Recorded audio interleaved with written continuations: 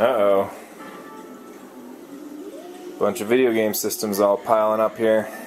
What's going on? But I'm just packing up, getting ready for the Midwest Gaming Classic. Got my checklist all done, and I'm here. I'm about to leave. About to pack it all up and be all set for the classic. And this little guy's helping me by beating people up on Samurai Showdown. You're doing good, huh? Oh, you hit him. You threw fire. Good job.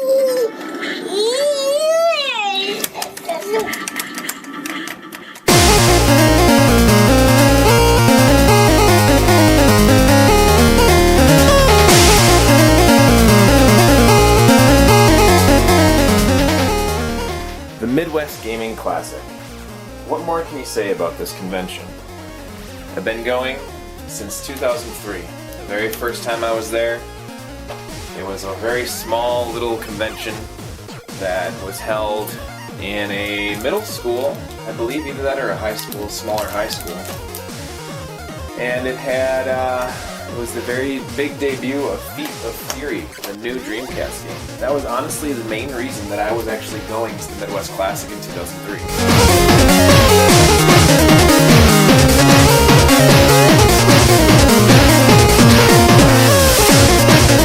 It was the biggest venue they had ever so far.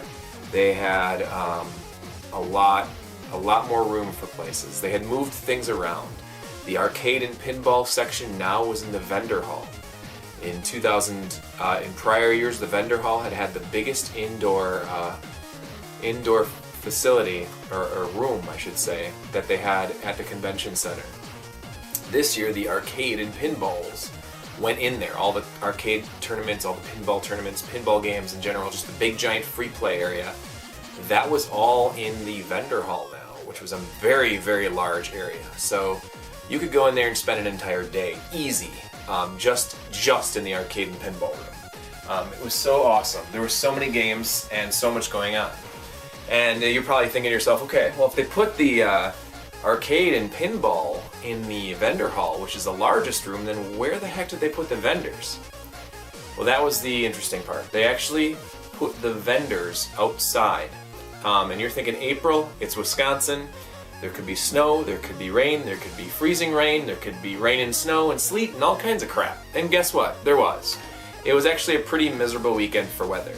So luckily, the staff at the Midwest Classic and the people at the Sheraton Hotel in Milwaukee, they put together, they had rented a giant tent. And it's kind of like a circus tent, maybe slightly better quality. Not really too sure on where the tent came from, but it was basically an outdoor tent that had its own heating and it had its own climate control. But it was outdoors, so it was generally a little bit chilly. On Saturday, towards the end of the day, it got pretty cold. So the convention center itself was really pumping a lot of heat out into the tents that day and night, and then all day on Sunday. It was rather chilly in there. But you can see, that's right, the vendors were all outside. They definitely had more area than they've ever had before. More room, more vendors. It wasn't as congested. There was room for everyone to walk around and be spread out, and it was just a very gigantic area. While it was nice that they had that, the pros were very strong. It was good to have all that room and all that space. The cons were, well, the weather. The weather was not the best. Dealing with the rain that was coming in, how did it get in? The tent itself, the structure was pretty sound. There was no shakiness to it. The wind blew really hard, but you couldn't see the tent shaking or rattling. You wouldn't necessarily feel wind blowing right through it, except for a few small spots on the ceiling where water was actually coming in from the rain. Luckily, that didn't damage anything as far as I know for the vendors. Unfortunately, though, the rain, once it hit the driveway, where it's basically on a parking lot, the water would hit that and then it would start to leak in from the floor. A lot of the parts of the tent, the parking lot had dips in it, so the water would all congregate to the dips and make puddles, and so people were having to walk through puddles to get to where they wanted to go from A to B. that was really unfortunate. A lot of people had really soaking wet feet, socks, wet feet. It was very bad. Interesting con, and this had nothing to do with the Sheraton Hotel itself or the people from the Midwest Classic. Saturday morning at 6:30 a.m., we were without any power. We had stayed up, setting up on Friday night for the big show. I was actually up until 2:45 in the morning. We had finally got the last piece set up. We were going to leave a couple things for the morning. That's fine. And we went ahead and called it a night. Well, I went back to the hotel room. I set the alarm clock for 8 o'clock. We wanted to all get back in the museum by 9 so that by 10 we could open. That's when the convention opens, is at 10 o'clock. And I had fallen asleep like a rock, and little did I know, I woke up around 7 o'clock, so, about 3.5 hours-ish, maybe 7:30-ish. So I slept about 3.5 hours, and I kind of looked around and I had to use the restroom. And I looked at the alarm clock and it was off. And I said, uh-oh. And I looked around the room and everything's pitch black. No cell phones on, no nothing. I was staying in a room with a couple other guys. And I got up then and went quickly and looked for my cell phone, clicked that on and realized, oh yeah, it's 7:30. But there's no power on. My alarm clock would have never went off at 8 anyway because there's no power. And I flipped light switches on, nothing happened. Opened the door to the hallway outside of the hotel room. All the lights were out. I saw two guys walking towards our room down a hallway. One had a flashlight, one guy was carrying all these boxes. They were apparently still setting up for that morning for the convention to still open. I said, hey guys, can I follow you? And the elevators were out, of course. The hall lights and everywhere was out. The only thing you could do is look out windows and open up as many windows as you could to light up some rooms. This was interesting. It's like, oh my gosh, here we are, my first thought is we're adding a whole vendor hall on an outside tent. We've got more arcades than we've ever had before. We've got more TVs in the museum. We must have blew a circuit. Like, we started setting up and we started turning everything on and boom, poof, the hotel went out. And I followed those guys down the stairs, which, by the way, at the Sheraton, they absolutely need to put emergency lights in their emergency steps that go up and down. Because we were on the 6th floor and I went down 6 floors of steps, and they had no lights in the steps, so it was pitch black as soon as we got in there. Luckily, I was with the guy with the flashlight again. The other guy was carrying a box, flashlight guy, and then me. I followed them down. I was going barefoot. I was in my shorts and a t-shirt. I'm like, I've got to figure out what's going on. About 4 or 5 floors down, and I realized, if I find out what's going on and say it's really bad and we don't get power back, how am I going to get back upstairs? Because I don't have my own flashlight. Oh well. So I went back down and followed them. Got down to the bottom floor. Everything's out. We're on the 6th floor. We were in the Wisconsin wing. Also in the Wisconsin wing was the vendor hall tent. It was at our Turbo Fest, Guys, Games, and Beer, and a couple other groups, and some other vendors as well. I believe there was a group across the hall from Turbo Fest that were pushing Ouya games, which is awesome because I got to go and talk to those guys for a while. Ouya is something that I'm actually kind of a supporter of. It's a great little system. Anyway, that's sidetracking. So I get down there, walk over to the main area, and the more I walk towards the center of the hotel, the more I start to realize lights are coming on. And I'm like, oh, this is awesome. Lights are coming back on. That's fantastic. Great. Well, apparently I only got to where the museum was. The main museum part, and JD and Matthias and I think someone else were up already, and they were down there and they were setting up. TVs were on. I saw TVs on, I'm like, this is awesome. Now I gotta find out what the heck happened. So I went to the front desk and I asked about what's going on. And the lady at the counter says, yes, electricity's out, but it's only on one of our wings of our hotel. All the other wings, which I guess there's 4, were just fine. One wing, the Wisconsin Hall, of course, the Wisconsin wing, was out because apparently one of the 4 wings of this hotel are on a different grid on a different city. There must have been a big accident. One of the power lines came down and the entire grid for a town called New Berlin went out. The whole grid was out. And I said, we have no time frame when this power is going to come back on. And she's like, nope, we don't know. We're hoping very soon, of course. So I'm like, oh, this is awesome. So it wasn't our fault. We didn't have too many TVs on. We didn't blow any transformers or anything. It was someone else that did something. So, okay. At least most of the Midwest Classic is up and running. We got the arcades, we got the museum, we got the main things. We're just waiting on everything else. So this is about 7:30, quarter to 8 in the morning still, and I'm walking around looking at stuff, and everything looks like it's fine. I checked on the museum. I said, hey, we're out of power. We don't have any power. We're not going to be able to... We're trying to take showers. We're trying to get ready to get moving, but we're pitch black. And before I left the hotel room too, I woke everybody up and said, guys, we have no power. And one of the other guys was like, yeah, I think that happened about an hour ago. I'm like, well, why didn't you wake somebody up and say, hey, we have no power or something? And one guy's like, well, we had a fan blowing in the room to kind of drown out some of the other noises that were coming, like the snoring and the breathing and the sleep apnea from some of my other friends that were staying in the hotel room with us.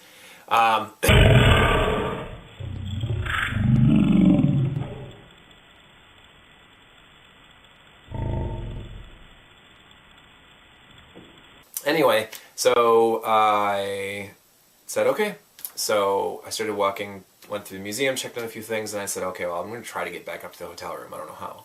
As soon as I started walking back through there, it was really kind of cool. I walked past the hotel, and there's this like hallway that goes down, and it dips down, and it goes straight out to where the vendor hall is. And it's a long hallway, so it's a really long way. And as soon as I stepped into it, all the lights came on. So this is the coolest thing ever. Holy crap, the lights are on. This is awesome. My first thought was, I'm going to go back up to the 6th floor and take a shower and get ready and get down here, because now I'm excited. I'm like, really, this is awesome. We got everything going. And so I run up to an elevator and I push the button. And I think, what the hell am I thinking? I'm going to go on an elevator when the electricity just came on? So I took the stairs up. Luckily, when the electricity is on, the steps have lighting, so that's good. And I ran up the steps, got to the hotel room, and I think one of the guys was like, hey, the lights came on. And I said, you're welcome. As a joke. I just said that I fixed it or something. Jumped in the shower, got dressed, and came down. So that was the very first crisis of the Midwest Classic 2014. There was no power for about 2 hours. It didn't come back on until like a little bit after 8. And it went out a little bit after 6. So 2 hours in the morning we had no electricity. A lot of people were not affected by that. I talked to Trip Man Terry at the Retroids.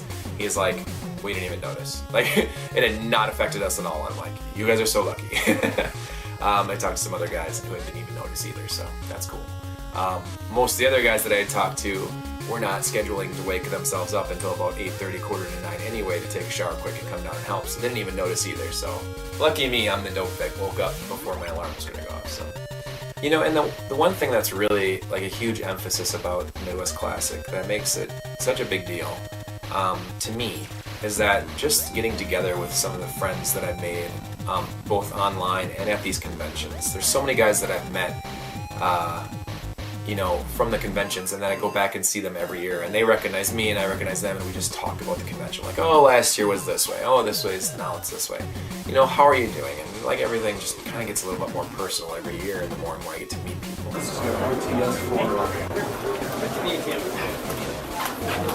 right, what are we?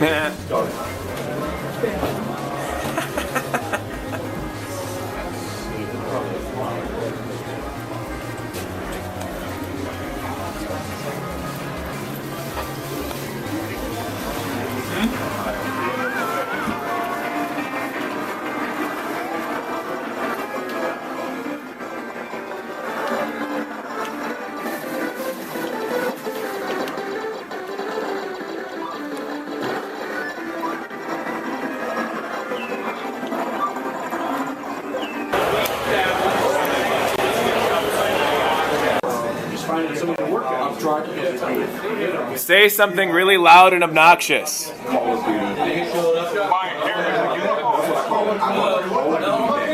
No.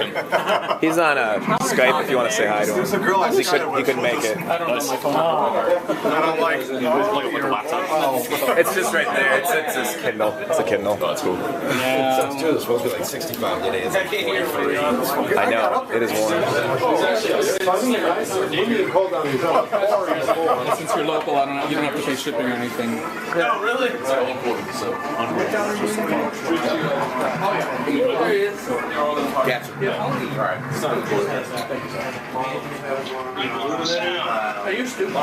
I'm doing like a recording of it too, so I recorded you being here. Can we hear you? I can hear you now, yeah. Yeah, it's not too bad. It's incredibly loud in here though, so really, we can barely hear ourselves. Well, you can hear me. Who the hell is this guy here? Beer. I asked him if there's anybody trolling chat. He's like, not really.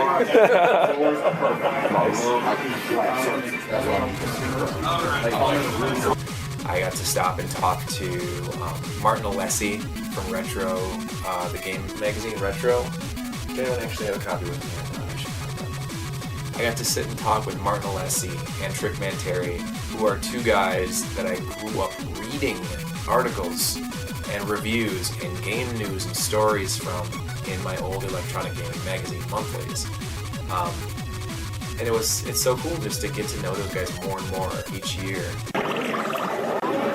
Hi Terry, how's it going? You mind if I record some stuff? Yeah. Everything goes well so far? Yeah. Bad. Not too bad? No hiccups with the electricity issues? No, thank goodness it didn't really affect that. That's awesome.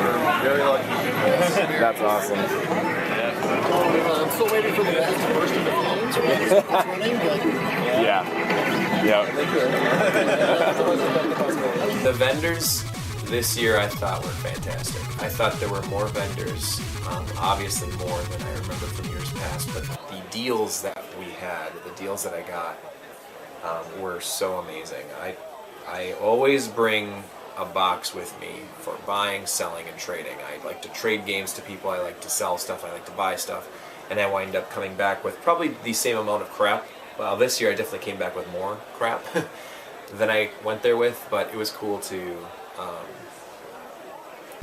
trade and buy and sell and trade with these people. Some of the more memorable booths every year, I always like Carlson's booth. His booth's awesome. It is starting to get his stuff is always the best quality, the best. Like when he takes in things, he doesn't just go and say, "Oh, cool, thank you for the game." He goes and looks at the instruction manual and he's like, this isn't quite mint. Looks at the disc, if there is a disc, or the cartridge, and really looks at it, really researches it to make sure that it's the highest quality. Because his stuff that he sells is a little bit more expensive than some other stuff, but when you buy stuff from him, you're getting complete things. You're getting the highest quality. These things always look like new. That's his standard. That's what he wants to sell to people. So when you see a rare game that normally goes for $300 on eBay and he's got it for $250, and you look down the vendor hall a little bit, you see another guy who's got it for $200. Not saying I ever buy games for more than $40-50 myself, but if he's got it at that price, which is more, oftentimes you can talk to him and say, hey, the guy down the hall's got one the same game and he's got it for less. Carlson will deal with you. He likes to work back and forth with people. He always likes to take offers. Like, I've never purchased anything from him for the full price. I always give him an offer, and he's always like, yeah, sure, it's fine. But I do think the vendor hall in general, I didn't hear from any vendors that were upset. They were upset a little bit with the weather and in the rain and how cold it was in the tent, but nobody was upset with how well their sales went. I think everyone had a really good weekend sales-wise. My absolute favorite for probably the booth of the weekend, and you'll probably notice most of this stuff that I've got here is from him, is Windy Games. Windy Games is a good friend, Chris. He lives down in Chicago, and he started his own online store, and he does a lot of conventions. He comes to all the smallest ones you can imagine. He comes to like the Galloping Ghost, to like a 10-person gathering, and he brings his store with him and says, guys, I want to sell stuff. I want to buy stuff from you. I want you guys to come and get stuff. He also comes to the Midwest Classic, which is a very large gaming convention, and he brings his whole booth, and he's selling stuff around the clock. Gaming at night, selling stuff during the day. It's a really great place, and I got some amazing deals from him.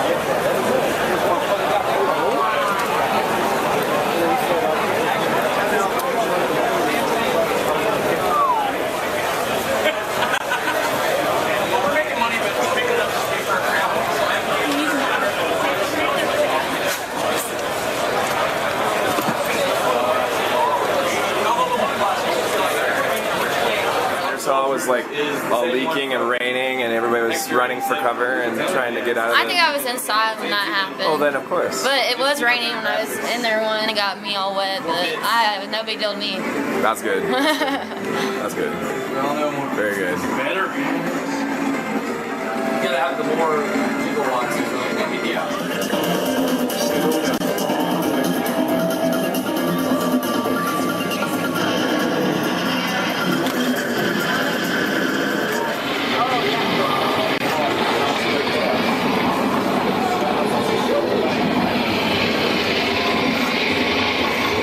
God, can you imagine a countdown like this in real life? It's so slow. Yeah, plenty.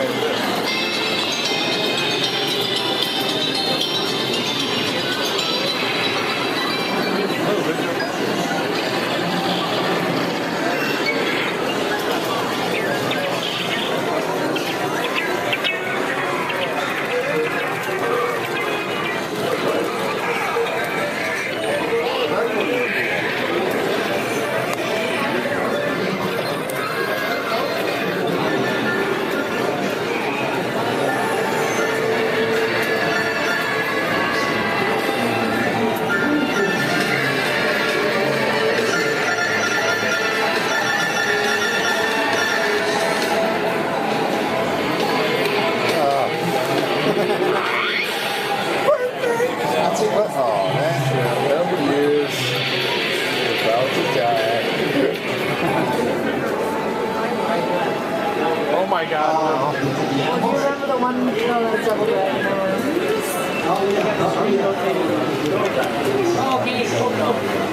Area there where they're like really done with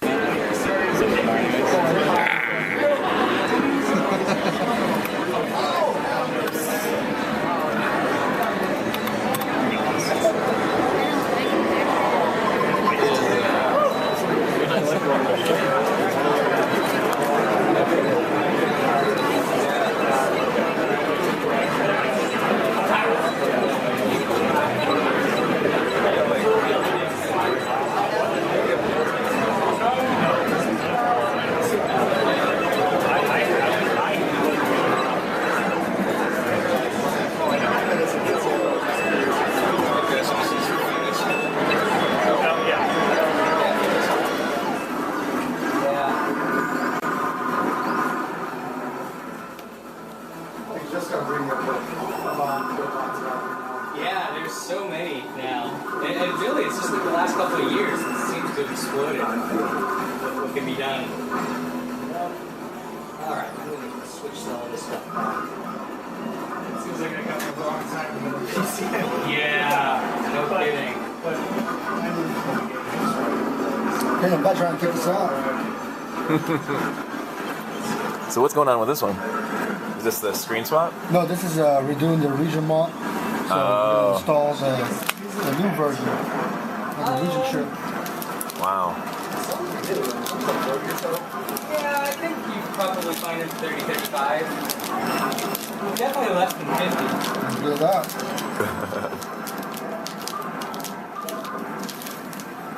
So this is the new version of the region chip. So it's supposed to be easy to work with. Huh. Wow.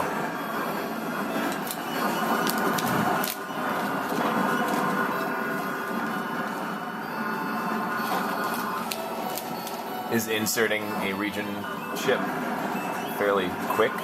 No, No. no, lot of cutting and wiring. And Oh stuff like that. man.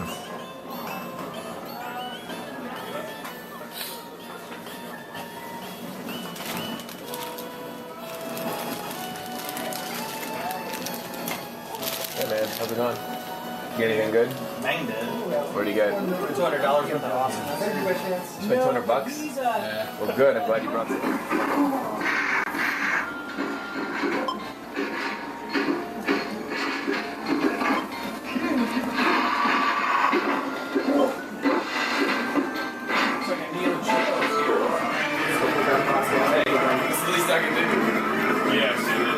up, Holmes? Oh! Did I just say that? The least. Holmes. Sherlock. You should use the strong bullets. How come you don't have them? Like dying. You don't. Have you ever played this one? I've been. Why do you always say that? Dude, I saw. Rage quit. Start select. Fuck this 3 button! Fuck this D-pad, it's not good! It is very good. It's a great control. That's a fantastic control. Oh, I know. Yeah, I'm yeah. gonna die. Fuck it. I'll come back later when I'm more drunk. Because that'll always be good. It'll Yes. be a good video. Why you with the tongue? Whoa! Careful. Man, why you gotta throw that video in my face? He's been drinking for like Because that's 10 what hours. That's his first one. First of the day. First of the day. First of the what hours? First of the day. First new players of. Well, probably not the first of 8 o'clock. First in 5 minutes. He was like the old school. He's the old school. We were talking about must-have games earlier. Dead.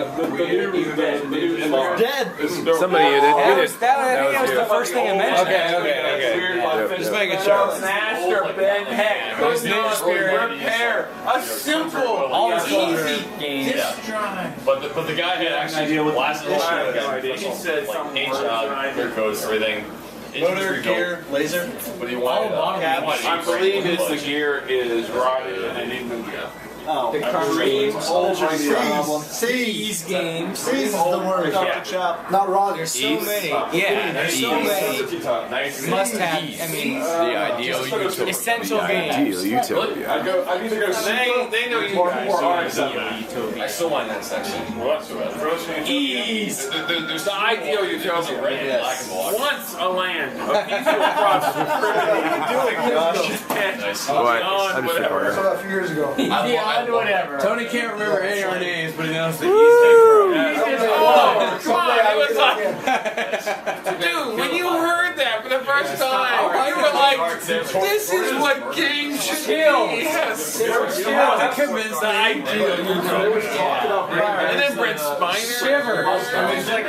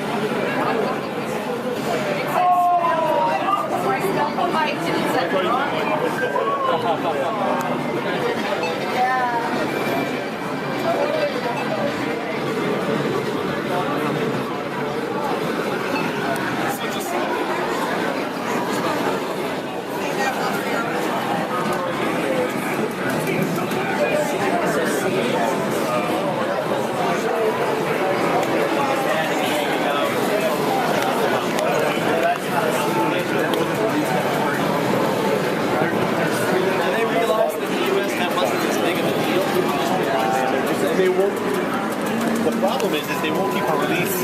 it seems like they haven't been keeping releases where they have the NTSC version and the PAL version.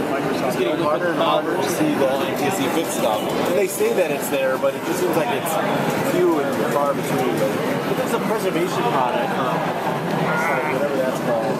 Z64 preservation. That they're doing the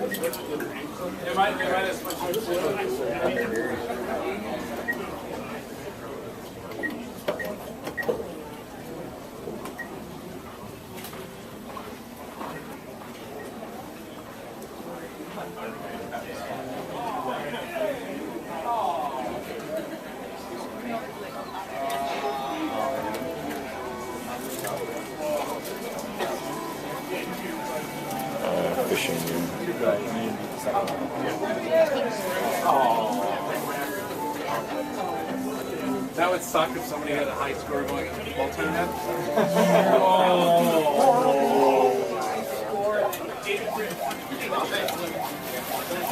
That would just ruin your momentum going. You're like, this sucks.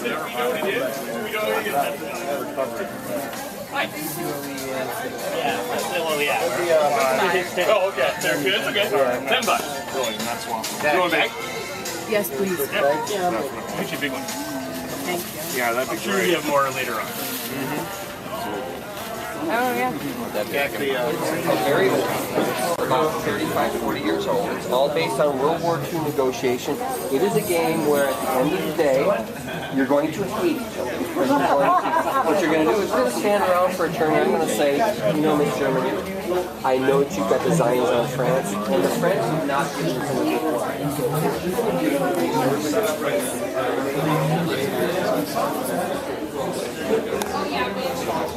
So, Bill.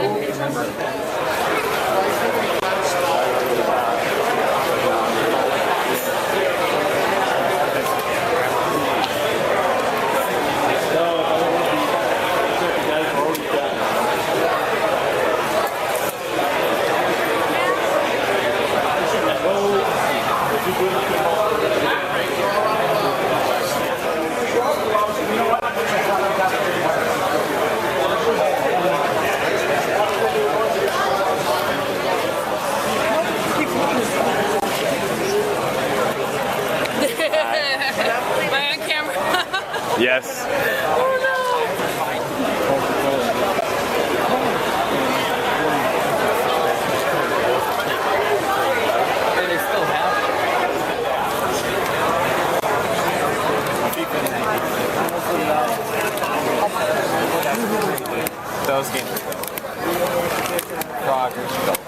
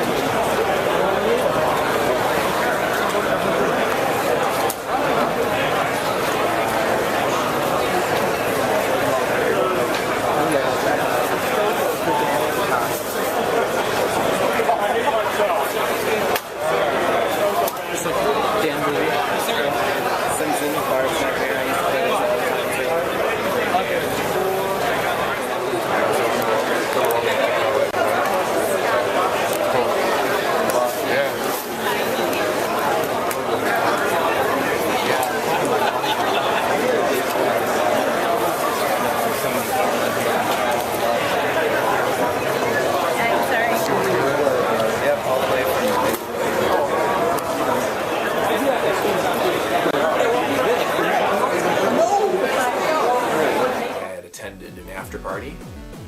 The after party was on Saturday night after the convention itself closed at 8.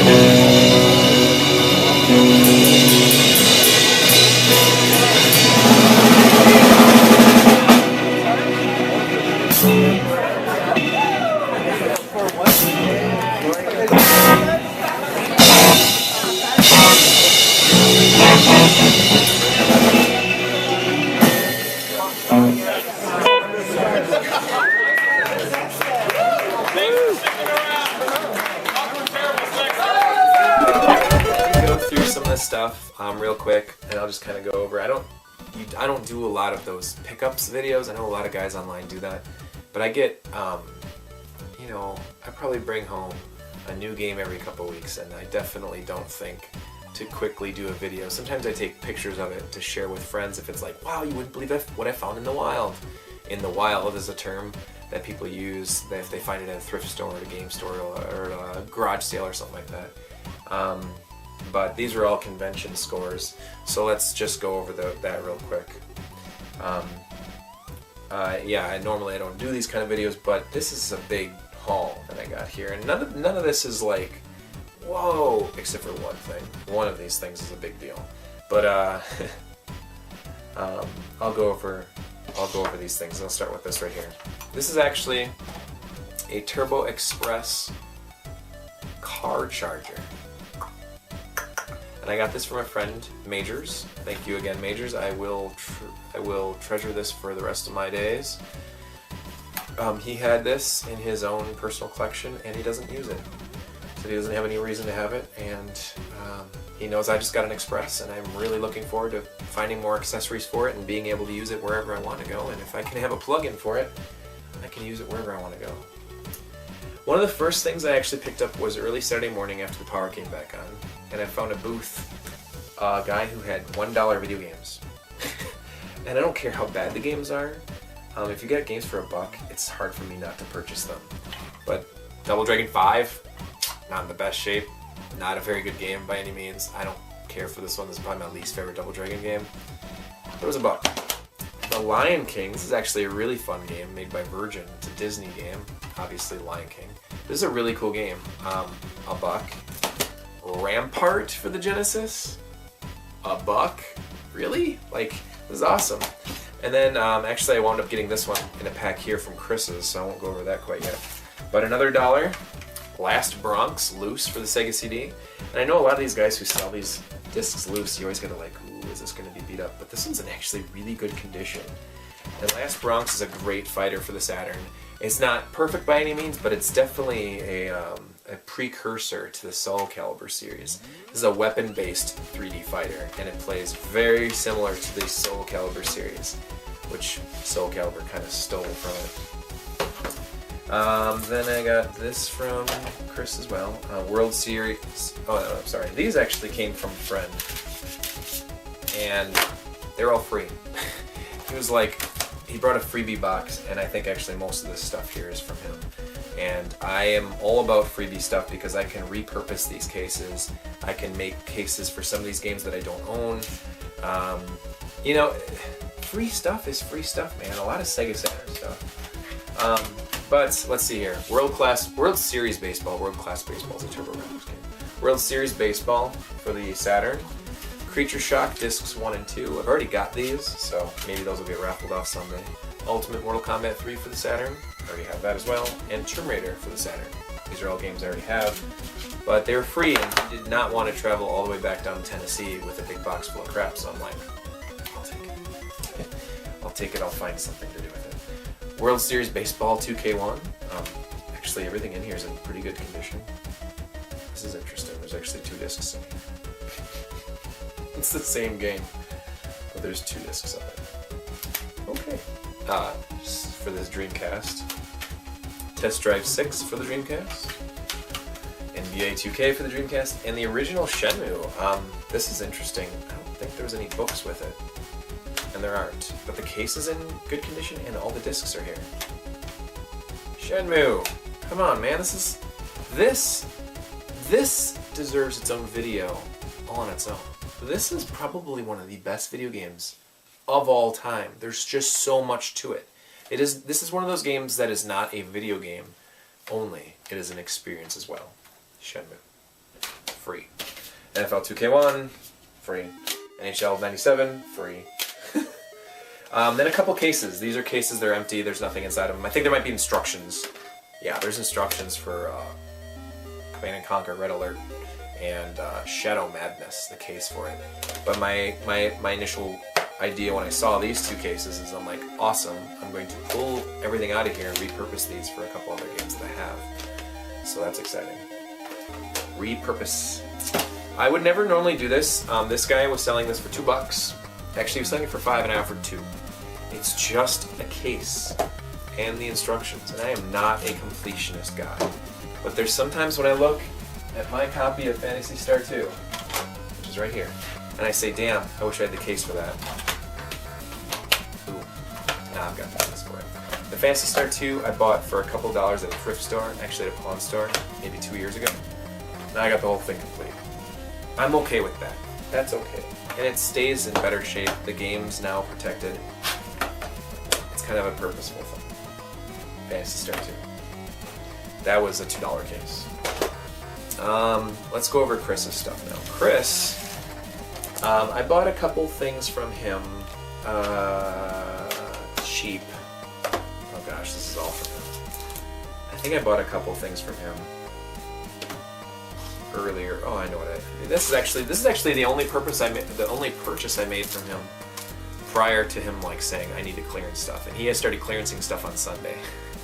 So this was $10. This is a demo disc. It's got Bomberman and I believe Langrisser of some sorts.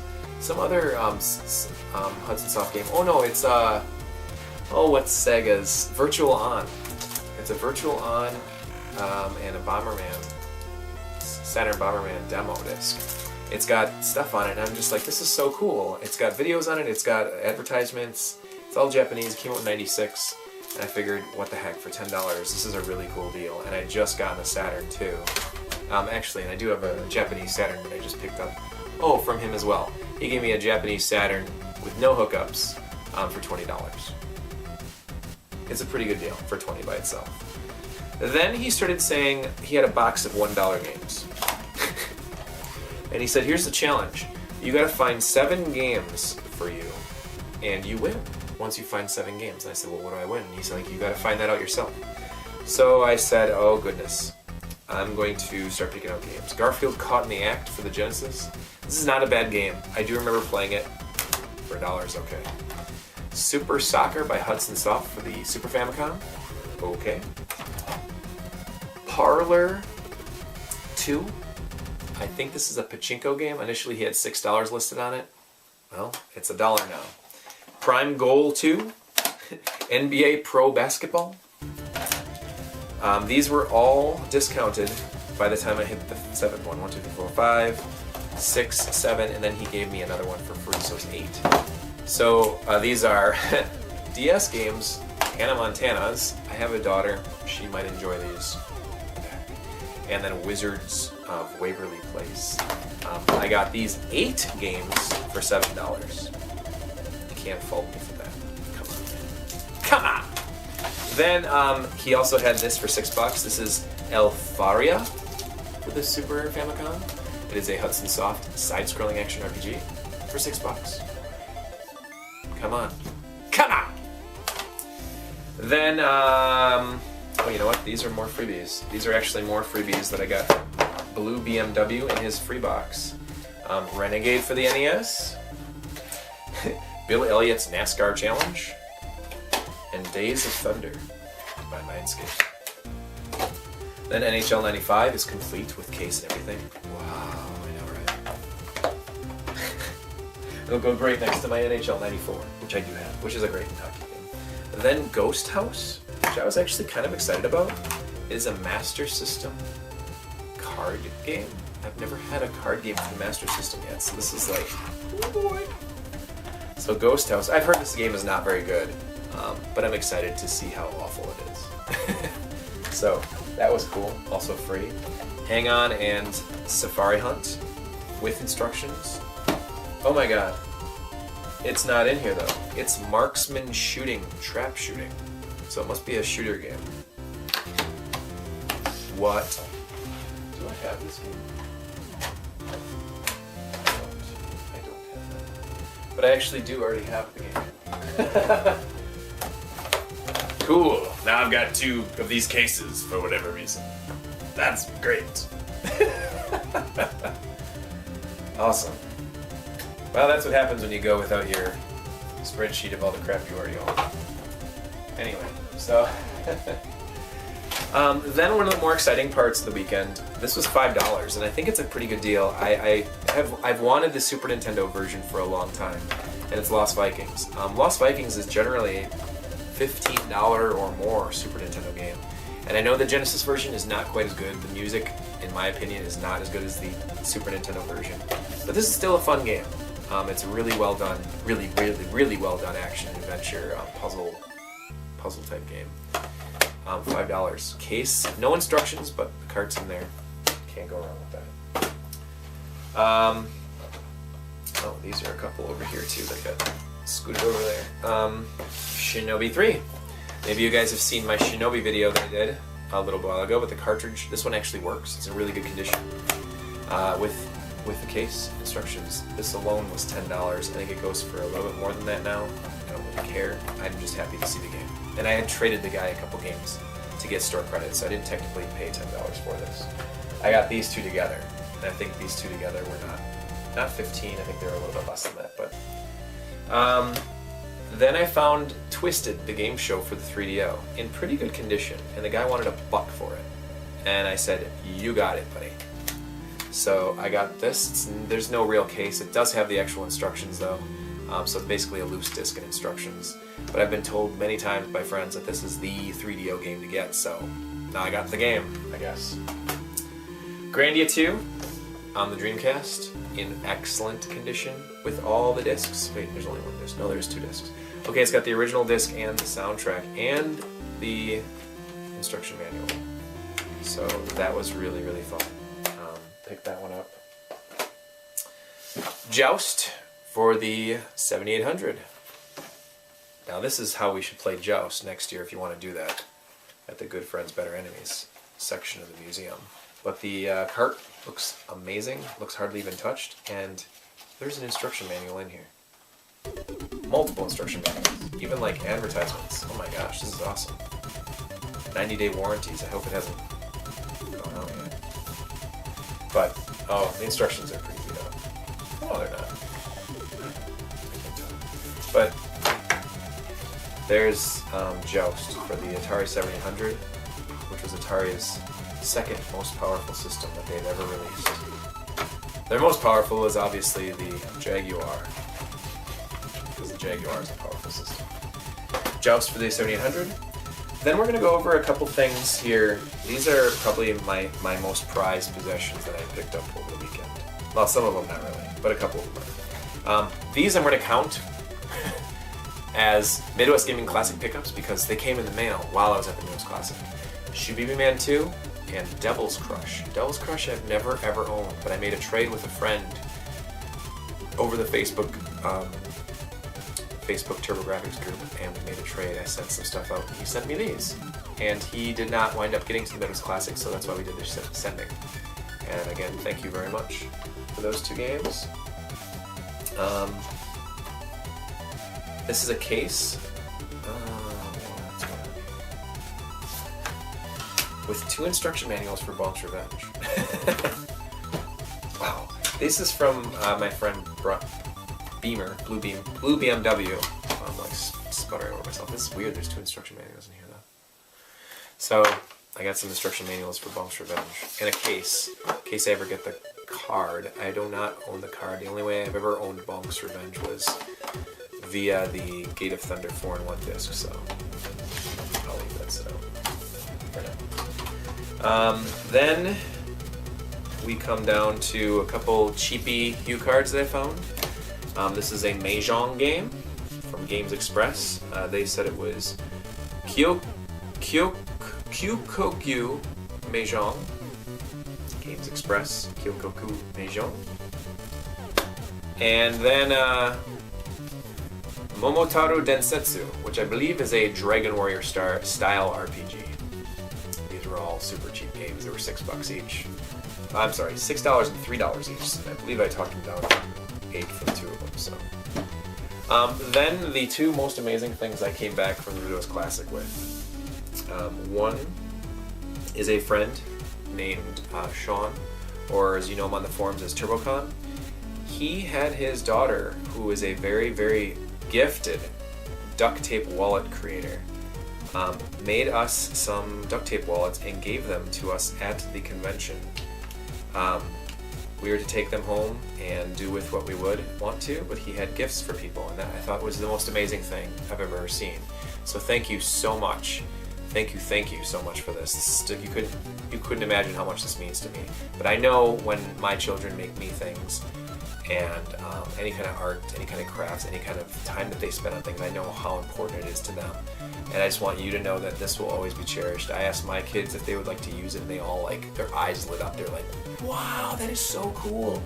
But I probably won't let them use it too much. I don't want it getting all beat up and stuff. I noticed that the tape on the front is not covered, it's kind of just sitting there. So I will be using this down here in the game room. I'll have it displayed. I'll be able to have it as a conversation piece for other people, and I'll continue to tell your story about how awesome of a duct tape wallet creator your daughter is. I've seen these pictures of these online, and so I'm like really feeling blessed to be able to hold this, you know, and have this in my possession now. Thank you so much for that gift. I will always cherish it. Now, also from my friend Blue BMW, Byron, if you know him as his first name. This is absolutely fantastic. The deal that I got on this, I will not repeat the money numbers, but if you want to know, you can always private message me. It was so amazing. This is a game that I had gotten rid of long ago to pay bills, to make ends meet and things like that. Now we're in a much better position, and I'm actually very happy to say that this has fallen in my lap for about the same price that I paid, or that I sold it for a long time ago. And it's really good to know that there are still really good people out in this community. But I've been looking for this game kind of religiously, as a joke almost. In every forum post I have a signature that says looking for Beyond Shadowgate, and now I am no longer looking for it because it is in my collection. It is in my gaming library.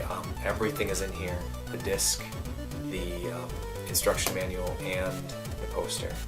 And this is actually in just about, actually a little bit better condition than the one I sold years ago. And I can't tell you how absolutely excited I am to be able to play through this game again. Legitimately. I've played through it annually, even after I've sold it on emulation and things like that. I've been able to play through it. I put up videos of some of the tricks and secrets a couple years ago. That was actually not the legitimate copy of Beyond Shadowgate, but now there it is, and I'm so freaking just excited. Man, it looks so good. It looks so good. This is probably one of my favorite games ever made. Ever. And it's like top 3 TurboGrafx games of all time. So you have no idea how excited I am to have that back in the collection again. Yeah, but that's all I got from the Midwest Classic. I got a lot of crap. I'm really excited to be able to share that with you, and you know, the Classic itself is a really fun time. If people are on the edge, you know, like, I don't know if I want to come, or I don't know if I got the money, just come. I have seen people come to the convention with very little money and nowhere to stay, and they just party the whole weekend and have fun with people. And you can't go wrong. You can't not have a good time. I couldn't imagine that. It's the whole convention itself is perfect.